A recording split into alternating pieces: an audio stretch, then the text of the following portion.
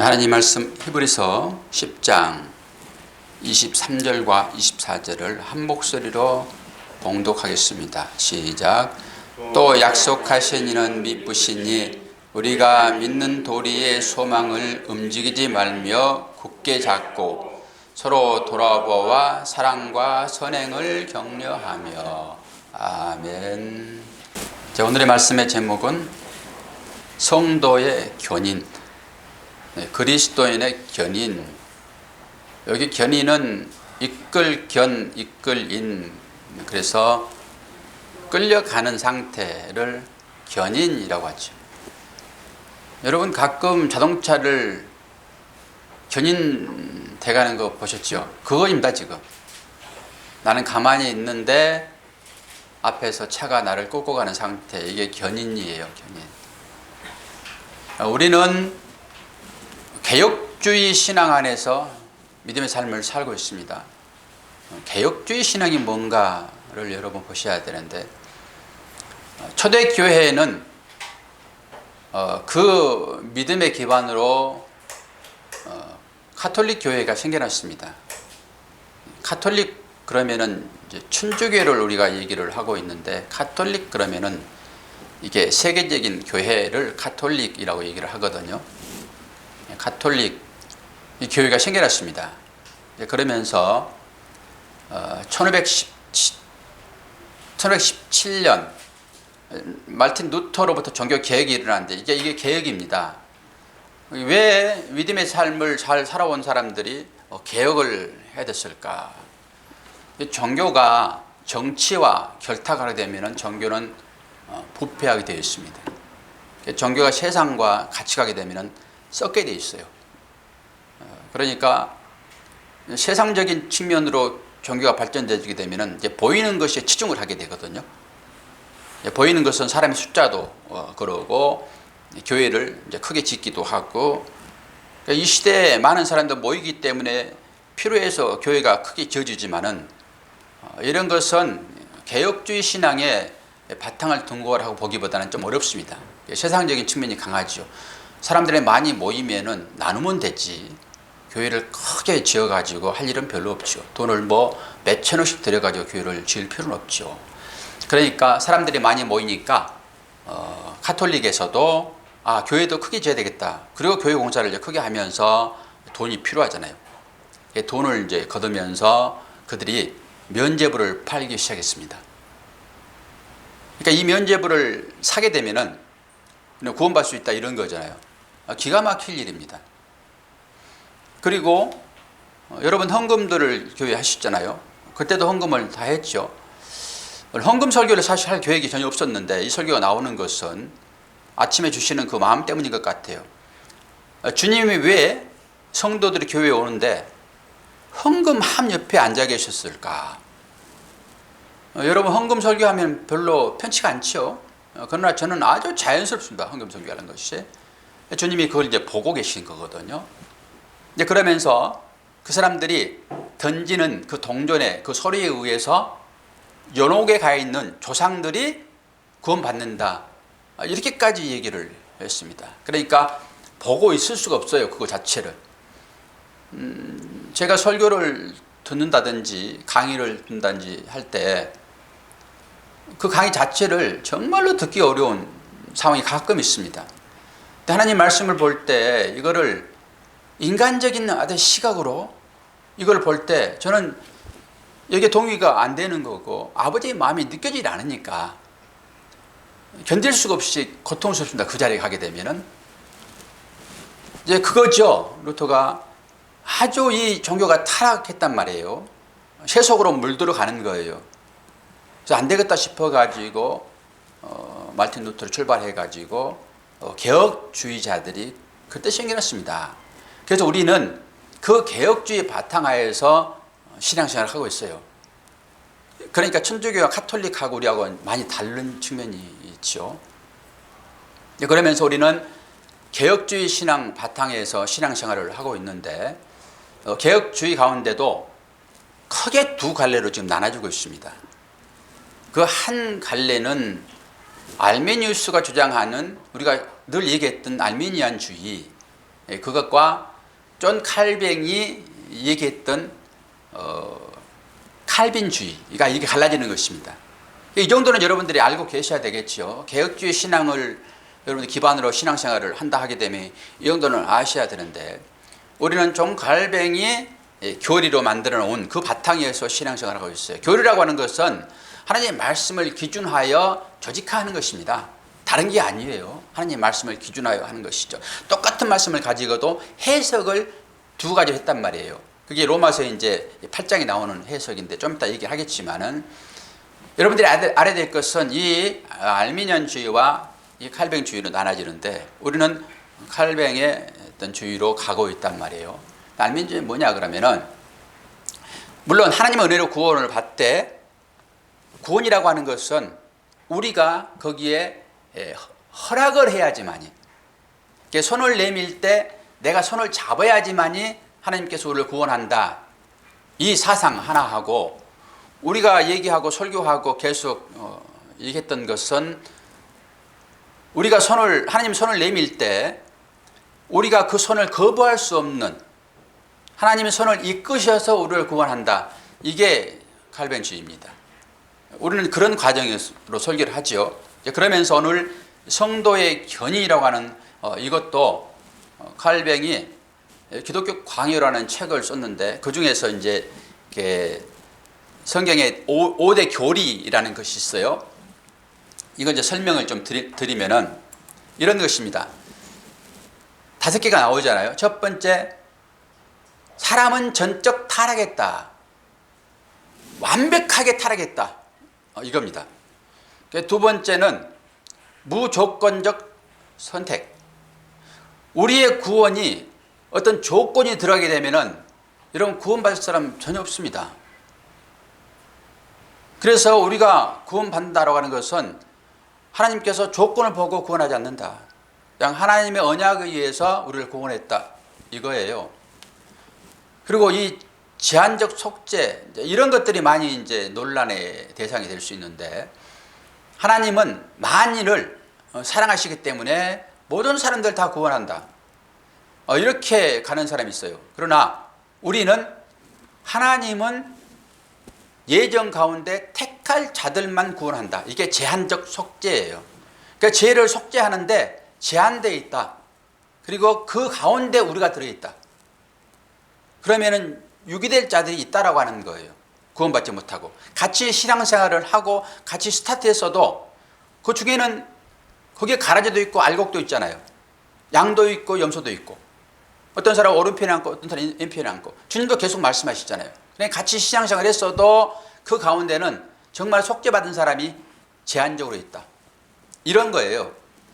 그리고 넷째, 이게 불가항적 은혜. 이게 이제 그 자기 자신을 되게 자아가 강한 사람들은 이런 말에 이제 항거할 수밖에 없죠. 하나님께서 우리를 구원하시는데 내가 그 하나님의 손을 뿌리칠 수 없다. 그러니까 그 은혜가 내려오는데 우리는 그 은혜에 항거할 수 없다. 여러분, 항거하여 여러분의 자존심을 지켰어요? 안 그러면 하나님께서 이끄시는 그 손길을 항거 없이 그냥 붙잡게 원하세요. 이게 그런 얘기입니다. 지금 우리는 항거할 수 없이 구원받는다 되었다. 그리고 마지막 오늘 이제 설교 제목인 성도의 견인, 이것은 내가 끌려가고 싶어서 끌려가는 것이 아니라 앞에서 이끄시는 대로 끌려간다, 이거예요. 이게 우리한테 얼마나 큰 위로가 되는지. 이 성도의 견인이라고 하는 것은 나의 의지로 우리가 구원받는 것이 아니다. 하나님께서 우리를 그렇게 이끌어 가신다. 여러분이 여기에 여러분 의지로 나온 것 같지만은 여러분의 마음을 주장하신 분은 성령님이세요. 그래서 여러분들이 여기에 나온 것입니다. 성령의 인도함 받지 않고서는 여러분 여기에 앉아 있을 수가 없어요. 그래서 이 칼뱅의 이 기독교의 5대 교리는 우리한테 참으로 중요해요. 이 5개를 여러분들이 생각하시면서 오늘 5번째 성도의 견인이 어떤 것인지를 보자고요. 이것도 교리예요. 지금 교리를 우리가 지금 10장까지 보고 있고 나머지 그 교리 바탕 위에서 건전한 우리의 신앙의 삶을 어떻게 살 것인가를 얘기하고 있는 중인 것을 여러분들이 아셔야 돼요. 이 교리가 여러분 탄탄해야 돼요. 그래야지 흔들리지 않아요. 그래서 이것을 반석 위에 세운 집이라고 얘기하죠. 그러니까 이 반석이 잘못되어지게 되면, 즉 머리에 집을 짓게 되면 환란이 올 때 전부 무너집니다. 여러분 교회를 다니다가도 가끔 교회를 떠나서 엉뚱한 짓 하는 사람들이 있잖아요. 뭐 타 정교회 가본다든지 이제 교회를 오지 않는다든지 하는 뭐 때문인가요? 이 바탕이 제대로 안 돼서 그래요. 그러니까 모래 위에다 집을 지었는데 그 모래가 반석인지 착각한 거죠. 그러면 그것이 반석인지 모래인지는 뭘로 시험하죠? 환란이요. 풍파. 이게 치게 되면은 바로 드러나거든요, 이게. 그런 사람들이 대부분 떠나게 돼요. 그러니까 이 교리를 잘 붙드셔야 돼요. 그러니까 우리가 신앙생활을 함에 있어서 하나님께서 우리를 왜 구원하셨는지를 정확하게 인지를 하게 되면은 그 환란이 올 때마다 우리는 더 굳어지지 허물어지지 않는단 말입니다. 그래서 이 교리는 너무너무 중요해요. 그럼 그런 의미들을 어디에서 보냐? 오늘 제가 이제 설교를 길게 하지 않고 말씀을 찾아서 여러분들에게 확인시켜 드릴 거예요. 제가 계속 설교 스타일이 그거잖아요. 여러분은 구원받은 자로서 이것이 오셨고 우리가 어떻게 구원되었는지를 제 말로 하는 것이 아니라 하나님께서 하신 그 말씀을 여러분들에게 확인시켜 드리는 거예요. 그러니까 여러분들이 그걸 확인하시고 아멘 하면은, 그리고 그걸 믿게 되면은 여러분 거기에서 구원이 일어나는 거예요. 그리고 그걸 잊어버려도 상관없어요. 다음에 또 읽으시면 되죠. 성경에 기록된 것을 여러분들이 확인하셨으니까. 그래서 우리는 이 예정론을 믿습니다. 하나님께서 구원할 자를 다 미리미리 예정해 놓았다라고 하는 거죠. 그러면은 구원받지 못할 자도 예정되어 있다라고 보시면 돼요. 우리는 그 안에 들어있다. 여기 안정감이 있죠. 그럼 어디서 그걸 확인하냐? 에베소죠, 당연히. 예정론을 하게 되면 여러분 무조건 에베소를 생각하시면 돼요. 에베소 1장 3절에서 5절 말씀을 제가 봉독합니다. 찬송하리로다 하나님 곧 우리 주 예수 그리스도의 아버지께서 그리스도 안에서 하늘에 속한 모든 신령한 복으로 우리에게 복 주시되 곧 창세 전에 그리스도 안에서 우리를 택하사 우리로 사랑 안에서 그 앞에 거룩하고 흠이 없게 하시려고 그 기쁘신 뜻대로 우리를 예정하사 예수 그리스도로 말미암아 자기의 아들들이 되게 하셨으니.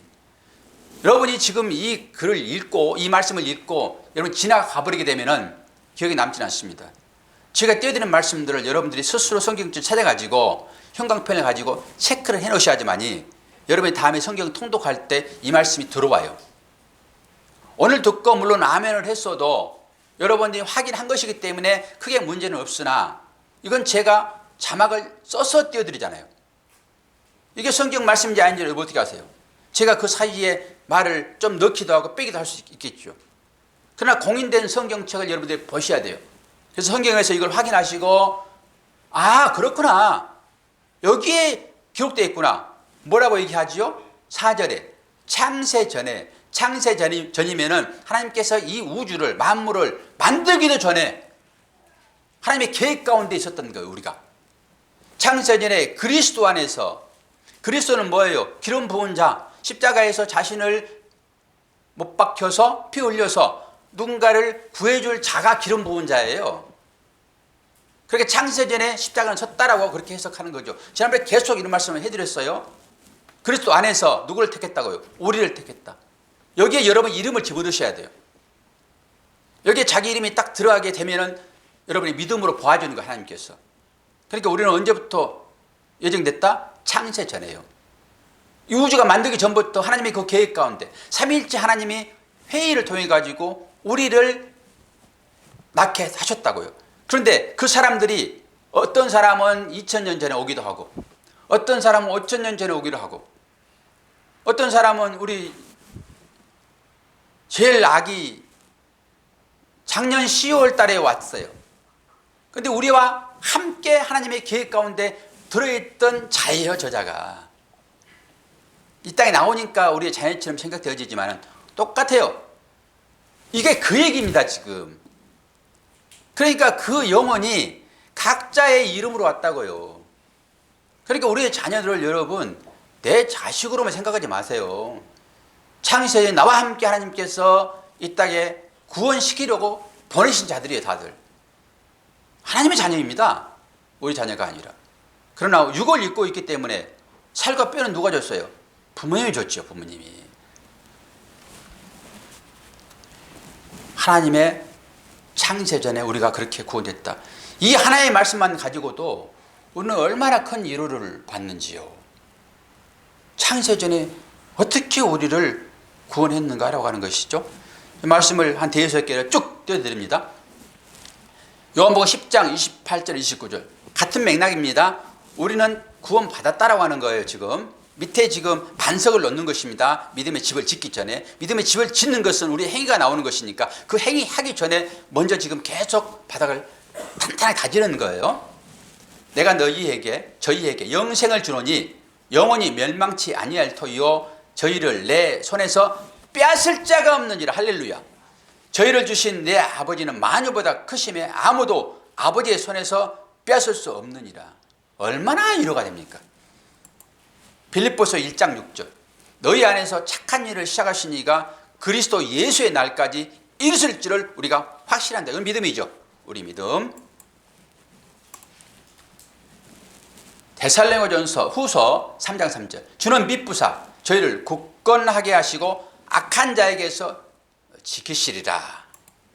디모데후서 4장 18절 주께서 모든 악한 일에서 건져내시고 또 그의 천국에 들어가도록 구원하시리니 그에게 영광이 세세 무궁토록 있을지어다. 계속 이런 말씀을 지금 해주고 있죠. 요한일서 5장 18절 하나님께로부터 난 자는 다 범죄하지 아니하는 줄을 우리가 아노라. 하나님께서부터 나신 자가 그를 지키심에 악한 자가 그를 만지지도 못하느니라.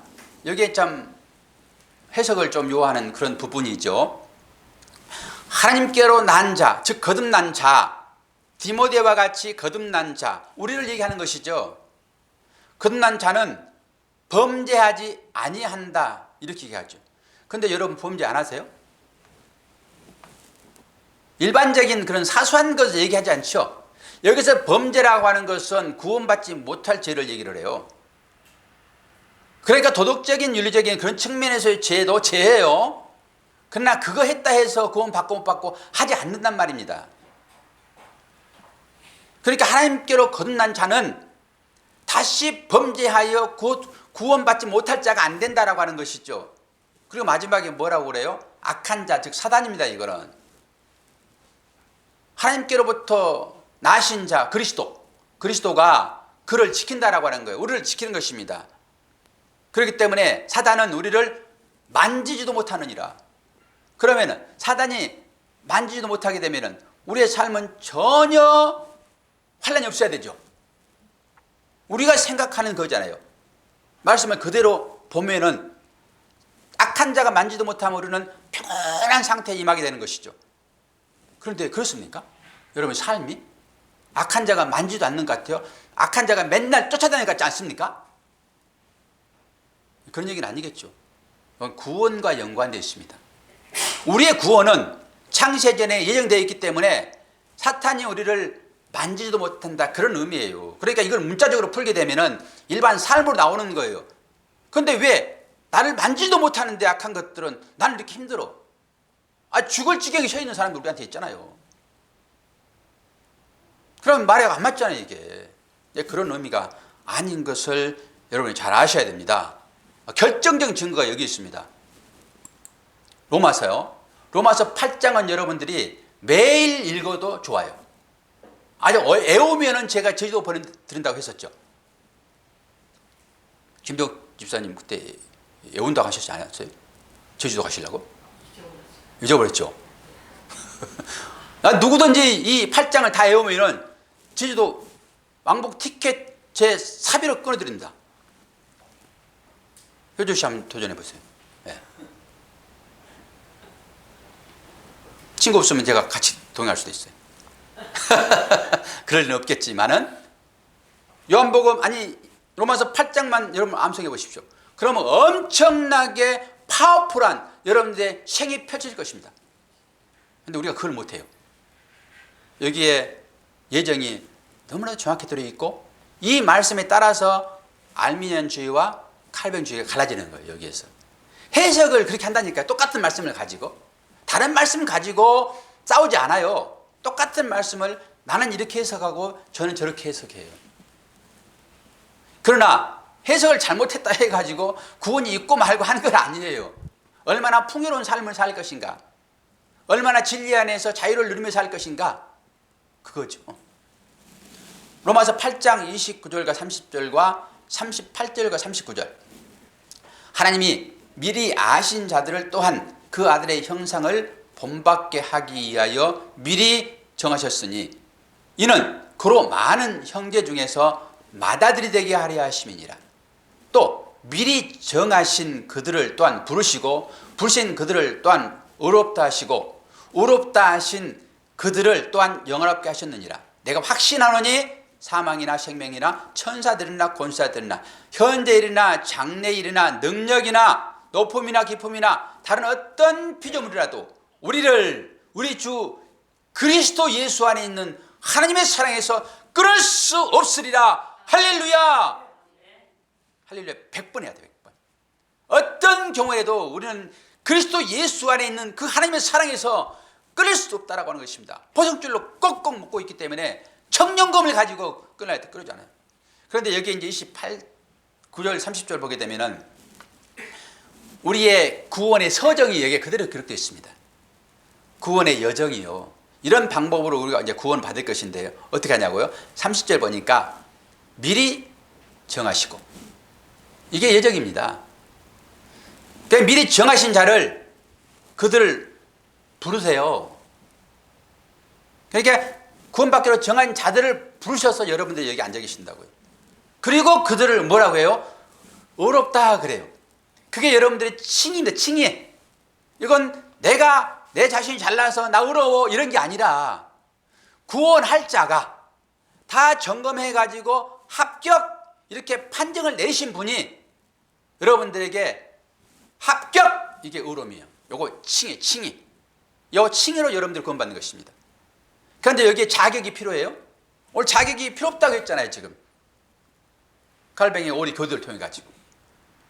그리고 이 사람들을 어떻게 해요? 영화롭게 한다라고 하는 것입니다. 이게 구원의 서정이에요. 그런데 이 영화가 우리는 성화의 과정을 통해서 영화라 그렇게 얘기를 하는데 영화와 성화는 연결되어 있습니다. 그리고 마지막에 영화로 끝나요. 그러니까 우리가 그 가운데 이제 완벽한 하나님의 자녀로 영원히 살 것입니다. 누가요? 저와 여러분이. 이렇게 정확하게 말씀으로 이걸 해놨어요. 그런데 이제 여기에서 미리 아는 자들을, 이 얘기가 이제 갈라지는 거예요. 그러니까 알미니안주의는 이걸 어떻게 해석했냐 그러면은 이걸 이제 예지 예정 이 얘기를 그렇게 해요. 예지 예정. 어려운 얘기이기도 해요, 이게. 그리고 여러분들이 쉽게 빨리 들어오지 않지만은 일단 저는 이제 녹음을 하고 해야 되기 때문에 이걸 정리를 해드려야 돼요. 예지 예정은 뭐냐 그러면은 이 사람이 믿을 것이다 라고 하는 것을 하나님이 아시고 그들을 구원했다 이런 거예요. 이제 믿을 것을 아시고. 그러면 누가 믿는 거예요, 전제가? 누가 믿는 거예요? 내가 믿는 거죠. 그러니까 내가 믿을 것을 아시고 이들을 구원했다. 이게 예지 예정 알미니안주의예요. 그러니까 믿는 주체는 누구예요 지금? 나예요. 내가 주체가 되는 거예요. 그러니까 내가 믿을 것을 아시고 하나님께서 우리를 구원했다 이거예요. 그러니까 이 말을 그렇게 해석했어요. 그런데 칼빈주의는 하나님의 사랑과 은혜로 그를 구원했다 이렇게 얘기하는 거예요. 그러니까 그가 믿을 것이다 이거 상관없이 하나님은 그를 믿게 만들어버리는 거예요. 여러분들이 무슨 믿음이 좋아 여기 나와 계신지 아십니까? 하나님께서 믿게 하셔서 여러분 여기 계시는 거예요. 여기서 갈라지는 거예요. 여기서. 이 정도로 여러분들이 아시면 되겠어요. 그러면서 오늘 본문 말씀 이제 들어갑니다. 23절. 요게 이제 우리의 그 바탕 위에 그 튼튼한 그 교리의 믿음의 바탕 위에서 우리가 이제 믿음의 삶을 살아내야 돼요. 그러니까 이걸 잘못 믿게 되면 어떤 상황이 발생되냐 그러면은 칼빈주의에도요 하이퍼니스트 칼빈시스트가 있어요. 하이퍼 칼빈시스트라고 그래요. 그러니까 이건 초칼뱅주의라고 하면 돼요. 초자가 들어가면 문제가 생겨요. 극한적이기 때문에 타입이 없는 거죠. 어떻게 되냐 그러면 우리는 우리의 의지와 상관없이 하나님께서 창세전에 구원하기로 예정된 자잖아요. 그러면은 그 믿음이 확신이 들어오게 되면은 우리의 행위는 문제가 없어요. 전혀. 이게 틀린 말은 아닙니다. 그러니까 이렇게 초칼뱅주의로 하게 되면은 우리의 행위는 속된 말로 깽판 쳐도 괜찮다라고 하는 거예요. 이게 방임되는 거예요. 방임. 이게 방관주의자로 갈 수밖에 없어요. 내가 뭘 해도 나는 구원받는데 뭘. 언제? 창세전에 나를 구원했다며. 나의 행위랑 전혀 상관없는데 뭘 상관이 있어. 이렇게 잘못되면 이게 영지주의로 갈 수도 있고요. 이단에 빠질 수 있습니다. 그러니까 극한대로 가면 절대 안 되는 거예요. 칼빈주의를 하더라도.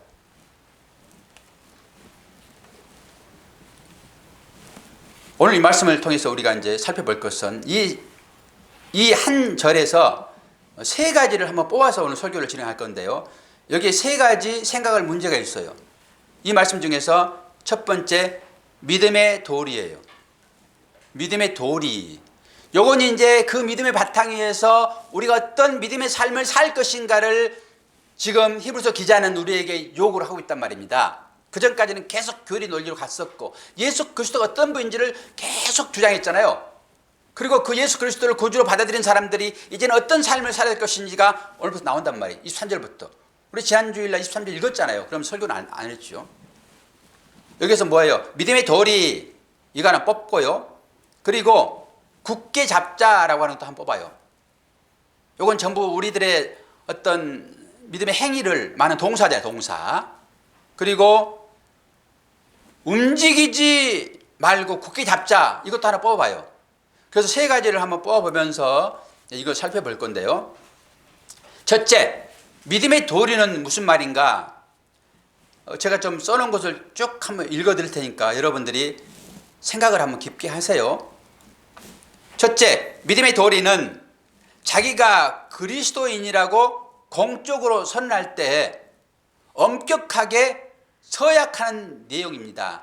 여러분이 지금 예수 그리스도는 나의 구원자이십니다라고 여러분들이 믿고 여기에 나왔다. 이것은 공적으로 선언하는 상태예요. 이 상태가. 이게 믿음의 도리예요. 믿음의 도리는 모든 사람 앞에서 나는 그리스도를 나의 구주로 믿습니다라고 선언하는 그런 서약의 내용이 이 믿음 가운데 담겨 있다 이런 것이죠. 또 다른 말로 세상과 육체와 마귀를 버리고 그리스도를 선택하겠다고 공언하는 일이에요. 이 말 자체가 또한 자기의 지혜와 의와 뜻을 버리고 주 예수님을 자기의 선지자와 제사장과 왕으로 받아들이겠다. 예수 그리스도가 제사장이요 왕이요 선지자라고 계속 공부했잖아요. 이 믿음의 도리라는 그 얘기가 바로 그 얘기다라고 하는 거예요. 예수 그리스도를 그렇게 받아들이겠다. 그런 선언이란 말이죠. 다시 말하면 그리스도를 하나님의 뜻을 자기에게 가르쳐 주시는 선지자로 하나님의 요구에 부합한 자격을 갖추게 하시는 제사장으로 자기와 관련된 모든 일을 하나님의 뜻에 복종하게 다스리고 집행하는 왕으로 모시겠다. 같은 얘기예요. 말만 조금 느려질 따름인 것이지. 자기와 관련된 모든 일을 하나님의 뜻에 복종시키겠다. 그리고 그분이 하시는 모든 것을 온전한 일로 내가 믿겠다. 이런 것입니다. 또한 그것은 죄를 미워하고 죄의 권세와 형벌에서 벗어나기를 소망한다라고 하는 선언이에요. 이게 믿음의 도리, 그 말이. 그리고 거룩을 사랑하고 하나님의 아들의 형상을 본받겠다라고 하는 공언입니다.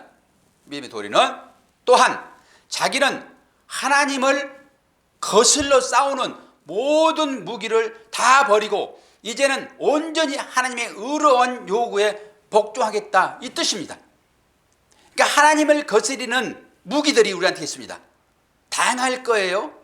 그 모든 무기들을 다 버리고 이제는 하나님의 말씀에 내가 복종하겠다, 이 얘기가 뭐예요? 믿음의 도리라고. 도리.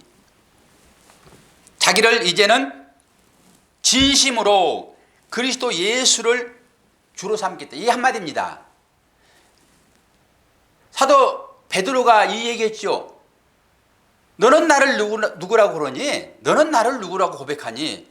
그랬을 때 사도 베드로가 고백한 내용 여러분 아시죠? 한번 같이 해볼까요? 시작.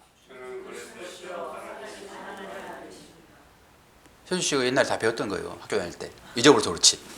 그래서 계속 들려주시오 그래가지고 생각나게 만드는 거예요. 이 믿음의 고백이에요. 그러니까 제가 여러 말로 지금 여러분들이 귀에 들리게 했지만은 딱 이 한마디예요. 주는 그리스도십니다. 주는 그리스도십니다. 나를 구원할 분이세요. 이 말을 여러 말로 풀어서 제가 설명을 했다고요. 자, 그러면서 두 번째로 우리가 믿는 도리의 소망을 굳게 잡고, 이 말은 모든 핍박과 위험과 거짓 선생들의 유혹과 세상의 여러 유혹들에도 불구하고 그 길을 계속 따라가겠다는 자기 다짐입니다. 이게 믿음의 도리의 소망을 움직이지 말고 굳게 잡는다, 이러는 것이에요. 이건 내가 하는 거예요. 지금 내가 믿음의 삶을 살겠다라고 하는 의미단 말입니다. 이게 그러니까 이 한 문장에 그렇게 큰 의미들이 다 들어가 있어요. 지금 사도는 그 당시 율법에 사로잡혔던 기독교인들, 그 유대교인들이겠죠. 그들이 주는 그리스도십니다라고 고백한 그 고백으로 전부 나왔잖아요. 그 사람들을 기독교인이라고 그래요. 기독인, 성도라고 얘기하죠. 그들에게 지금 힘들고 어려운 여러 상황들이 너희들한테 실제 발생하므로 너희들이 옛 구습을 쫓는 자로 갈 수 있어. 상당히 위험한 처지에 놓여 있었습니다. 여러분도 신앙생활 하다 보면은 내가 믿는 하나님은 그런 분이 아닌데 어떻게 나에게 이렇게 힘든 일이 생겨나지? 옛날에 믿었던 것보다 훨씬 더 어려운 상황으로 나를 지금 몰고 가시네? 아니, 재수 없어. 내가 안 믿어야지. 이렇게 할 가능성이 많단 말입니다. 내가 믿는다고 교회 나왔지만은 교회 오는데 이게 잘 안 풀려, 일들이. 뭐 일들이 만사형통으로 전도를 그렇게 나쁘게 해가지고 교회 나와서 기도하면은 다 응답되어지고 좋은 일만 생기고 그럴 것인데 사실 교회 왔더니 똑같아. 오히려 더 넘어지면 옛날에는 무릎만 깨졌는데 지금은 코가 깨져. 이러니까 아이고 이거 안 되겠네. 그리고 돌아갈 가능성이 그들한테 있단 말입니다. 지금. 그래서 배수진을 치는 거예요. 그러지 않다. 너희들은 창조 전부터 구원받은 자로 다 정해져 있고 그래서 너희들이 기독교로 나왔고 지금은 힘들지만은 이런 위로를 받아. 이게 히브리서입니다. 이게 요한계시록도 마찬가지고요. 자, 그러면서 이제 세 번째로 굳게 잡고, 이 말은 우리가 세상을 살아가면서 믿음을 지키는 일에 있어서 여러 방해 요인들이 참 많이 있다라고 하는 것을 여러분 아실 것입니다. 그래서 사탄은 우는 사자와 같이 입을 벌리면서 하나님의 자녀를 삼키려고 들어찼습니다. 그 외적인 요인도 분명히 있어요. 그게 외적인 요인도. 그러나 마귀는 어디 안에 있습니까? 우리 안에 있습니다.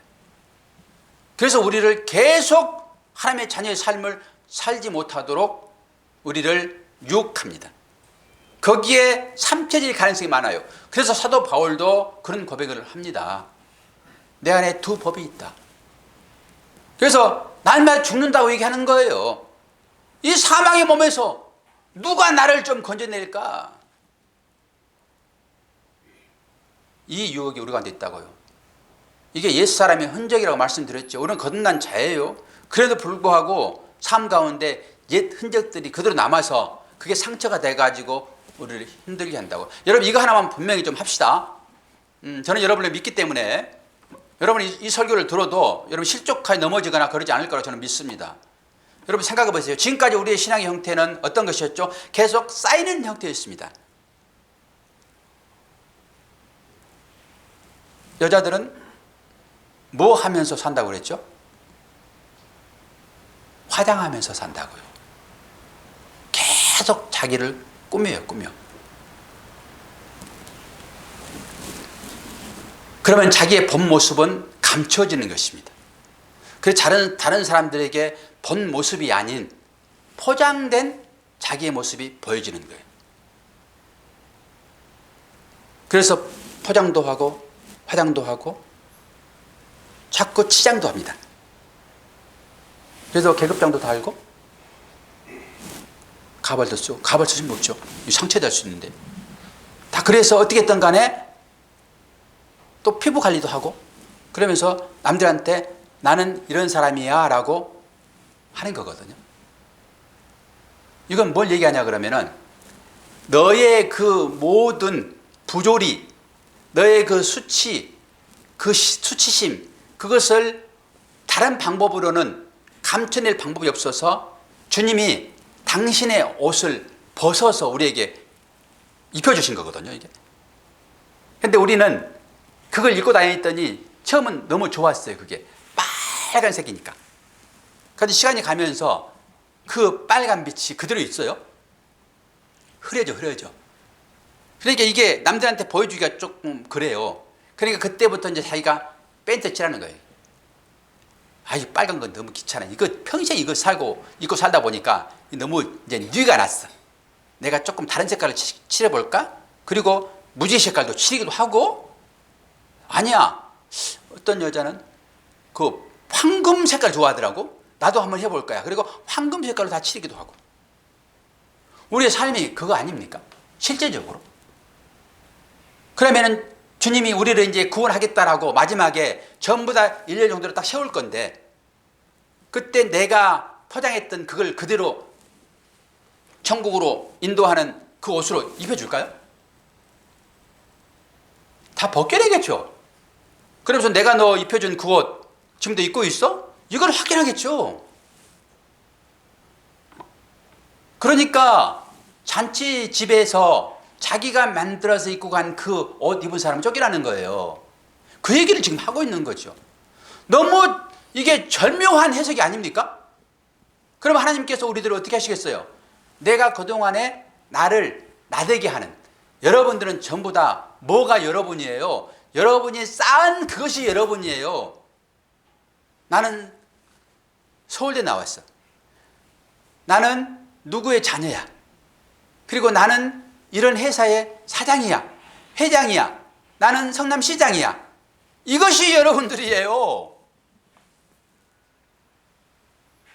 그걸로 구원 받냐고요? 아니라니까요. 예수가 입혀준 그 이름의 옷, 그럼 마지막에 어떻게 하시겠냐고요? 진짜 하나님이 사랑한다 하게 되면은 그것을 계속 입도록 놔두시겠어요? 안 그러면은 여러분이 입고 있는 그것을 가끔 벗기겠어요?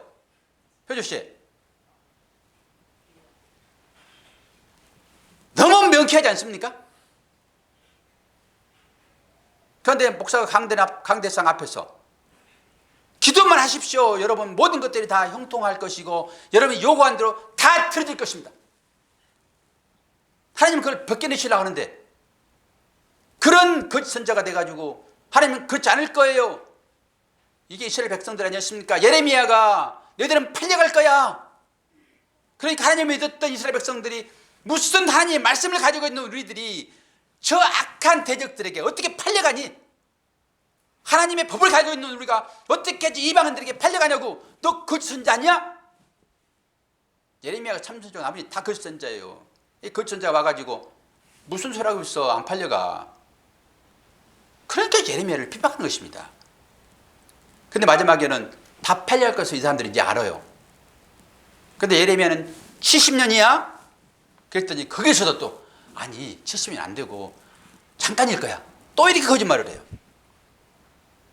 그런데 그게 정확하게 70년으로 하나님께서 팔아버렸잖아요.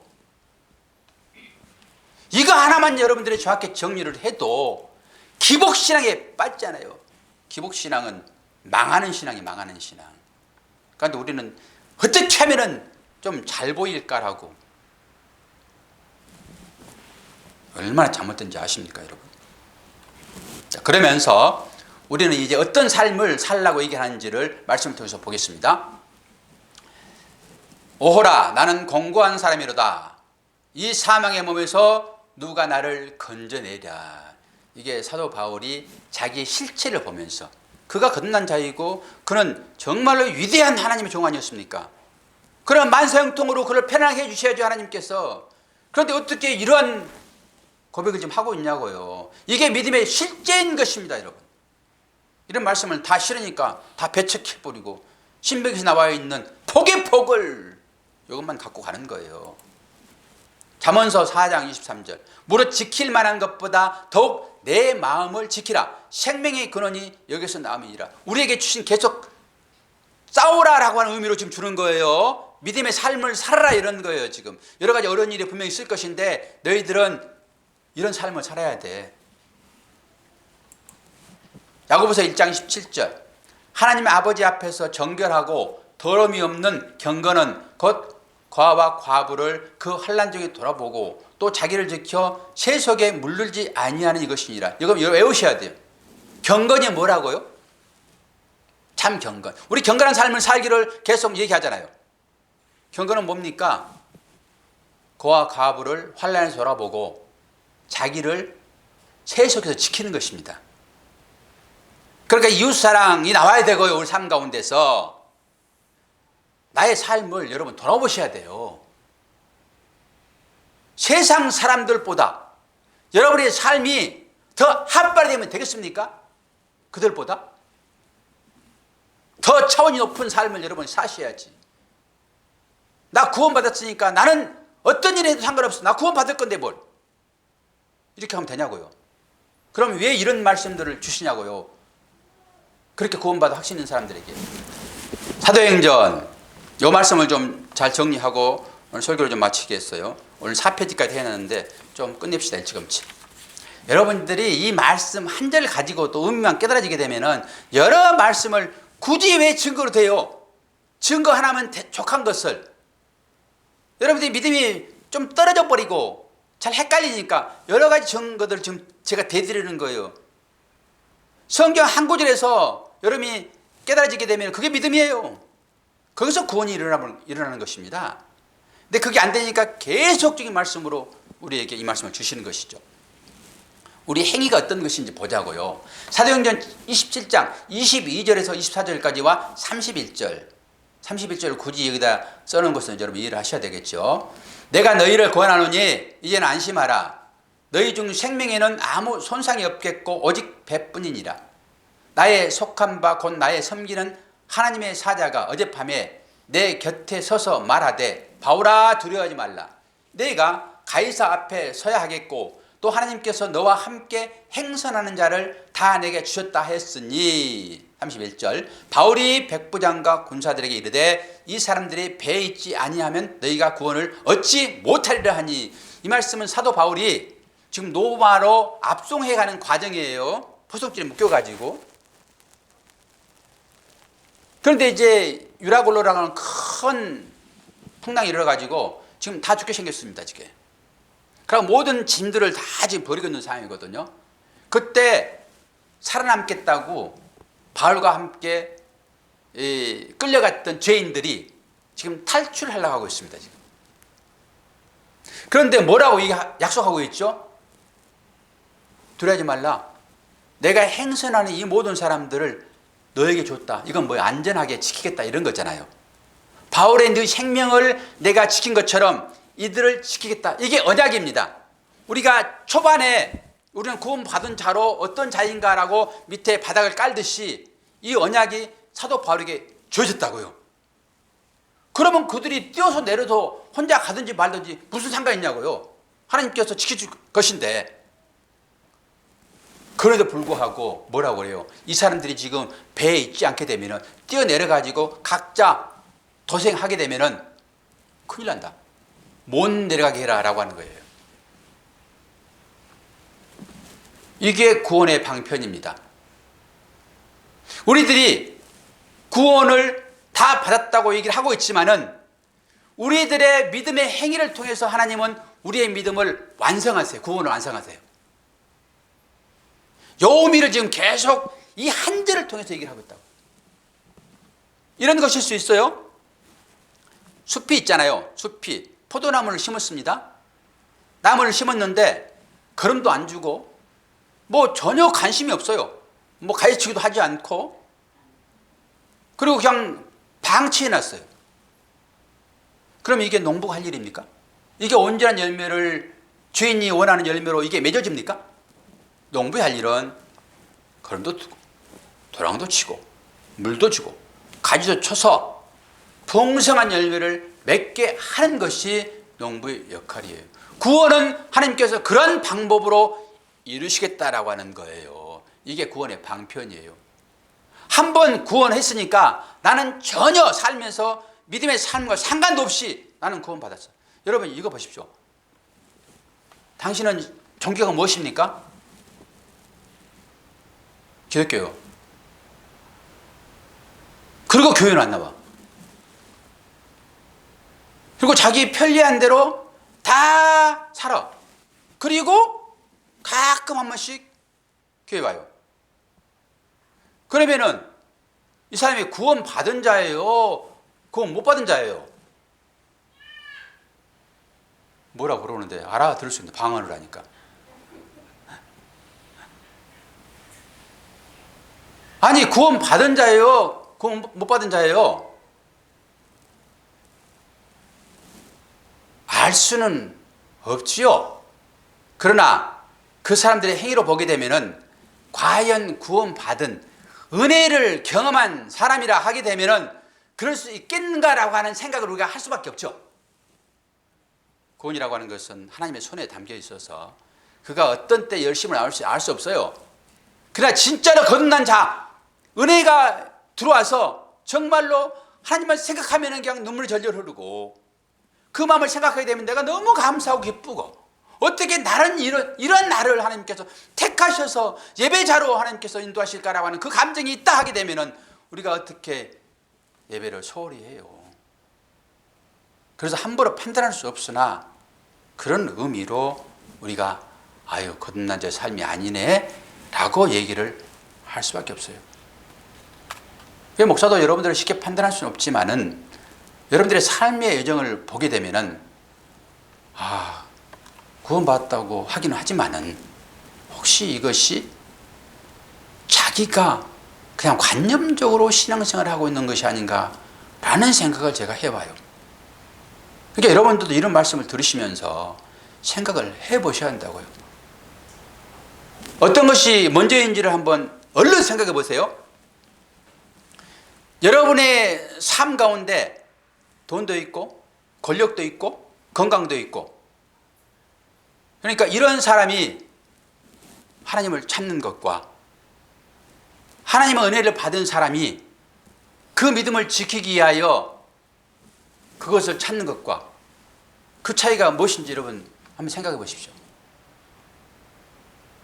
하나님을 찾으면서 여러분이 여러분의 삶의 다양한 여러분을 치장하는 어떤 것을 얻기 위한 것으로 하나님을 찾는 것과 내가 구원받는 것이 너무 감사하여 내가 그것을 찾는 것과 어떤 차이가 있는지 보시라고요. 우리의 모든 삶은 우리를 구원해 주신 그 하나님께 경배 드리기 위한 삶으로 건강도 필요하고 물질도 필요하고 여러분 명예도 필요하고 사회적인 것이 필요한 것이지 그것을 유지하기 위하여 여러분이 하나님을 찾게 되면은 그 하나님은 여러분이 만든 우상덩어리입니다. 단호하게 저는 말씀드릴 수 있습니다. 내가 하나님을 우상으로 섬기고 있는지 안 그러면은 은혜에 감사하여 그 하나님 앞에 예배를 바르게 드리고 하나님 기뻐하시는 그 일을 하기 위하여 여러분이 인생을 살고 있다 하게 되면은 할렐루야예요. 그런 분들은 분명하게 거듭난 자의 삶을 사는 것입니다. 오늘 사도가 우리에게 이 말씀을 주심으로 너의 믿음을 다시 한번 점검해 봐 라고 현재 우리들에게 말씀이 주어지고 있어요. 쉽게 말씀이 안 다가올 수도 있습니다. 그러나 여러분들은 창세전에 하나님께서 택한 자들인 것을 믿으세요. 그러나 아직 어리기 때문에 어린 사람들은 계속 배우셔야 돼요. 배우게 되면은 뛰는 자로 여러분이 서게 될 것입니다. 누가 뭘 하지 않아도 나는 내가 이 믿음의 길을 갈 거야. 주위 사람들의 시선이 상관없는 자로 이렇게 서게 될 것입니다. 기도하겠습니다. 하나님 아버지, 사도 바울이 우리들에게 이 한 절의 말씀을 통하여서 믿음이 어떤 것인지를 분명하게 알려주시니 감사합니다. 우리 가운데 이 믿음의 삶이 나오지 않게 되면 혹시 자신을 한번 뒤돌아볼 수 있는 그러한 시간이기를 원합니다. 구원하셨음에 감사하고 그 감사가 이제는 이웃 사랑으로 나오는 것이 24절의 말씀입니다. 이웃을 사랑함으로 구원받은 자의 삶이 우리 가운데 나타날 수 있도록 은혜로만 함께하여 주옵소서. 예수 그리스도의 이름으로 기도하옵나이다. 아멘.